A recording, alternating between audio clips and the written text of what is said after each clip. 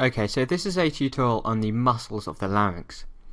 So when you're thinking of the muscles of the larynx, it's useful to think in terms of the functions of the larynx and also to think of the different compartments of the larynx. So in terms of the compartments of the larynx, which I went over in the last tutorial, think about the laryngeal inlet and then think about the three chambers. So you've got the vestibule, the middle chamber and the infraglottic compartment. So think about how these can close and open in relation to the function of the larynx to aid respiration and to produce voice and phonation. So for instance, if you want to protect the respiratory tract, you're going to want to stop stuff coming into the airways, into the trachea below. So you're going to want to narrow the vestibule, you'll want to constrict and oppose these two mucosal surfaces, and you'll want to bring the rima vestibuli together. So remember, the rima vestibuli is the space between the vestibular folds on either side, and the rima glottidis is the distance between the two vocal folds. So you'll want to narrow the rima glottidis and the rima vestibuli, and you'll want to close off the laryngeal inlet by bringing the epiglottis forward and closing the laryngeal inlet. So all these actions to close the various compartments and folds will prevent things coming into the trachea.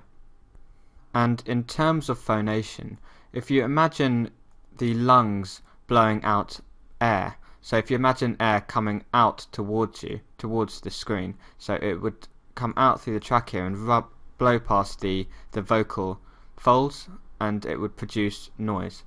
So the air rushing past the vocal folds produces a frequency of vibration in these vocal folds, and this frequency of vibration produces noise. So this is just similar to a musical instrument. So if you pluck a guitar string, it oscillates at a certain frequency and that produces noise.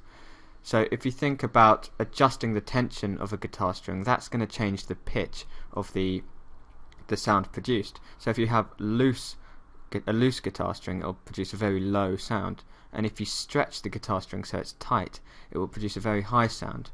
So when we talk about the muscles of the larynx, think how these can affect the tension on the vocal ligament and vocal folds, which would thereby produce a change in the pitch of the sound produced if air blows past it.